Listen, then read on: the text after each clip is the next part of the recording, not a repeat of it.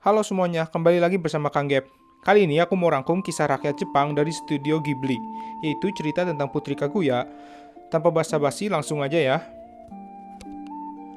Alkisah di dalam hutan di atas gunung, ada seorang kakek yang tinggal di sana.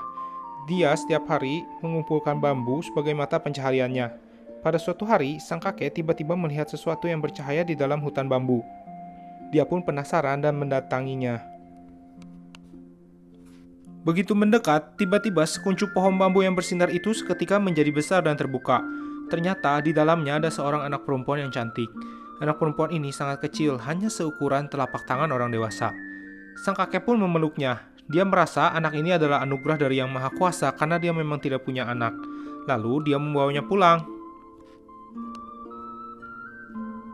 Sampai di rumah, sang nenek pun gembira dan memeluknya. Seketika, keajaiban terjadi. Anak kecil itu sekejap berubah menjadi seorang bayi yang baru lahir. Lebih ajaibnya lagi, istrinya yang tidak pernah punya anak ini pun jadi bisa menyusui. Semua ini pasti kehendak Yang Maha Kuasa. Anak perempuan ini tumbuh pesat dengan sangat cepat. Tidak lama, dia sudah bisa merangkak lagi. Tak sengaja dia terjatuh. Bukannya menangis, anak tersebut malah bisa berdiri. Lalu anak tersebut langsung bisa berjalan. Hal ini terlihat oleh anak-anak berandal di dekat rumahnya. Anak perempuan itu tumbuh sangat cepat seperti pohon bambu. Makanya anak-anak berandal itu menjulukinya si pohon bambu. Kakek pun marah dan tidak terima. Dia menganggapnya seperti putrinya sendiri dan memanggilnya putri.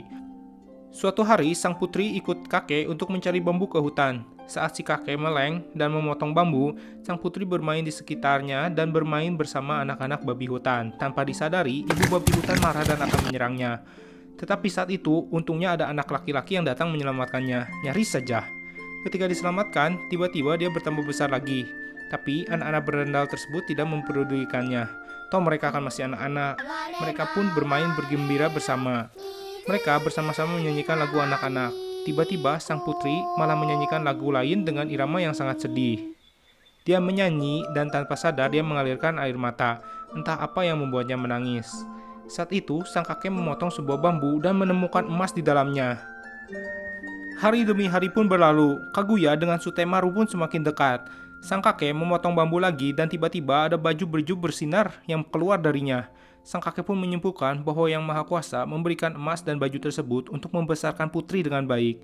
Sang kakek merasa putrinya tidak pantas tinggal di rumah gubuk tua yang dimilikinya. Maka dia memutuskan untuk menggunakan emas tersebut untuk mencari rumah yang megah di kota. Kakek pun pergi ke kota. Sekarang, putri sudah remaja, seperti umur belasan tahun. Dia membantu menjaga anak tetangga. Suatu hari, dia bersama Sutemaru menangkap seekor ayam liar. Sutemaru terjatuh ketika menangkapnya, sehingga menyebabkan tangannya terluka. Saat membalukannya, Sutemaru menyadari bahwa Kaguya bertambah tua lagi 1 tahun. Sutemaru pun berpikir ketika Kaguya bertambah dewasa terus, maka nanti dia akan pergi meninggalkannya. Tapi putri berkata bahwa dia akan terus bersama dengan Sutemaru dan tidak akan meninggalkannya. Mereka pun bergembira bersama lagi karena akan menyantap ayam yang enak. Saat pulang ke rumah, kakek nenek sudah mengemas barang-barang putri. Putri pun terkejut dan tidak berdaya melawan keinginan mereka. Dia pun terpaksa untuk menaruh keranjangnya sebagai lambang tanda dia akan meninggalkan kehidupannya di desa. Kaguya pun pergi ke kota.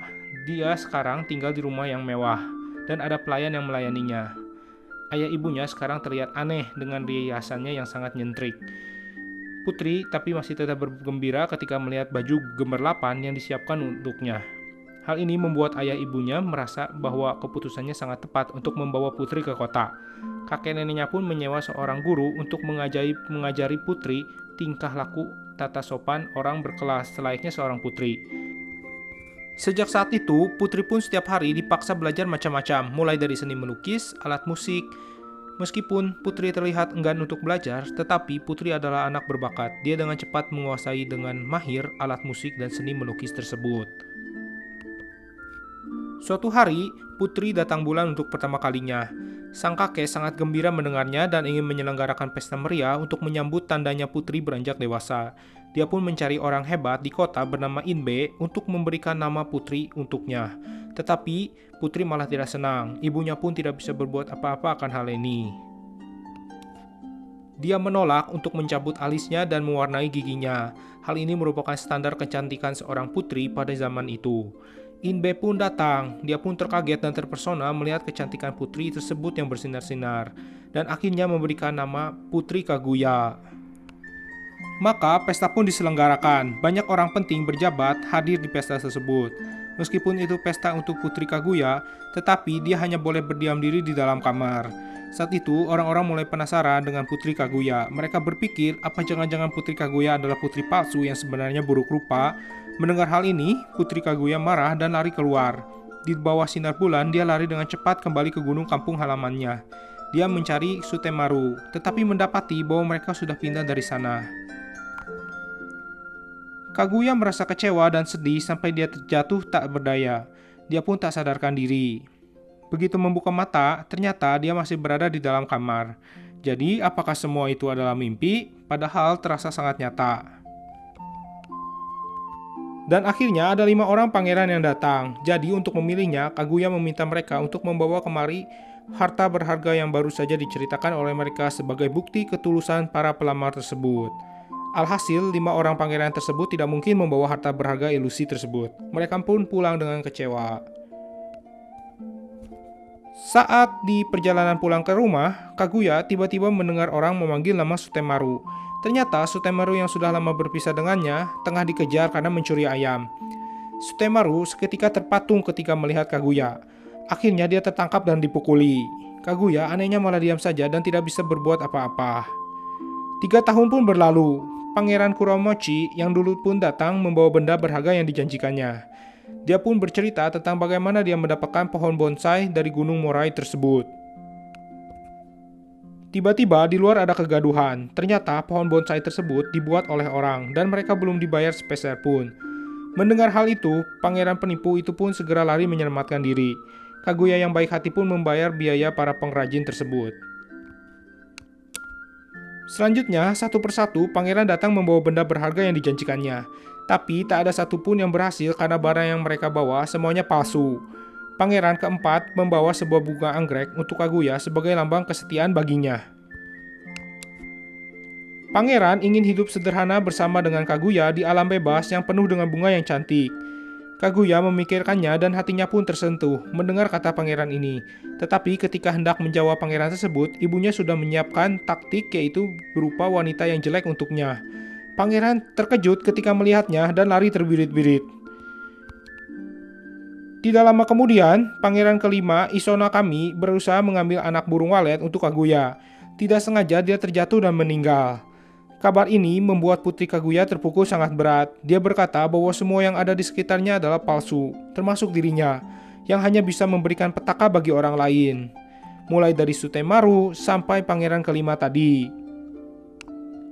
Tidak lama kemudian, kisah kegagalan 5 pangeran tersebut sampai ke telinga Baginda Raja. Baginda Raja pun tertarik untuk bisa menikahi Kaguya yang kecantikannya tiada tara tersebut. Dia pun datang dan mengintip Kaguya dan langsung memeluk dirinya dari belakang tanpa izin. Hal ini membuat dia kehilangan keinginannya untuk hidup. Sejak saat itu, setiap malam Kaguya menatapi bulan. Hatinya telah pecah. Dia meminta bulan untuk membawanya pergi, dan bulan pun mengabulkan permintaannya ini. Saat itulah dia menyadari siapa dirinya sebenarnya.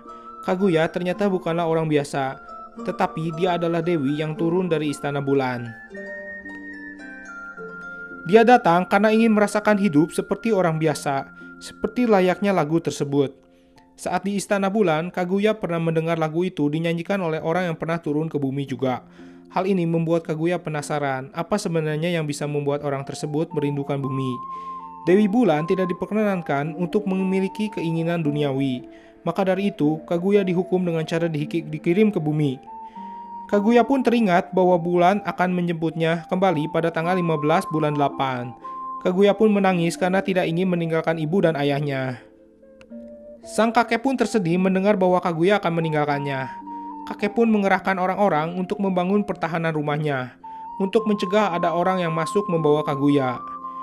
Tetapi diam-diam sang nenek menyuruh orang untuk menyiapkan kereta untuk mengantar Kaguya pergi ke hutan kampung halamannya. Tidak disangka, dia melihat Sutemaru yang sudah menikah dan memiliki anak. Mereka pun bertemu dan berbincang-bincang. Setelah mengetahui bahwa Kaguya akan dijemput oleh Istana Bulan, Sutemaru pun memutuskan untuk membawa Kaguya kabur. Mereka pun berlari bersama dengan gembira, saling berpelukan dan terbang. Singkat cerita, Sutemaru terbangun dan Kaguya pun sudah menghilang. Dia pun berpikir bahwa itu tadi semuanya adalah mimpi. Akhirnya tanggal 15 pun tiba. Istana Bulan datang untuk menjemput Kaguya. Prajurit yang disiapkan sang kakek pun menyerang mereka. Tetapi alhasil panah-panah malah berubah jadi bunga dan mereka pun tertidur lelap. Kaguya pun menangis tersedih tidak ingin meninggalkan kehidupannya di sini. Saat berbicara dengan Ratu Bulan, tiba-tiba dipakaikan sebuah jubah dari belakang. Seketika dia pun lupa akan segalanya dan bersedia kembali dengan mereka ke Istana Bulan. Kehidupan dunia Kaguya pun berakhir di sini. Di akhir cerita, dia menangis tersedih melihat bumi dari kejauhan. Cerita berakhir sampai di sini. Begitulah cerita rakyat Jepang yang sangat populer ini. Jangan lupa like, subscribe ya. Sampai jumpa di video berikutnya.